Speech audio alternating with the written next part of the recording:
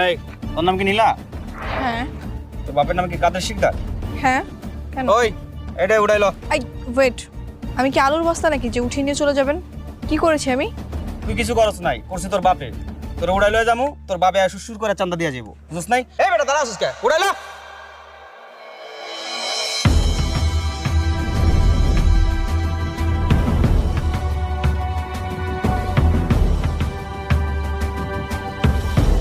Tony ভাই, আপনি এই এলাকার, আপনি এলাকায় আছেন জানলে জীবনও আইতাম না। এই সাইরাতে চল চল চল চল চল চল চল চল।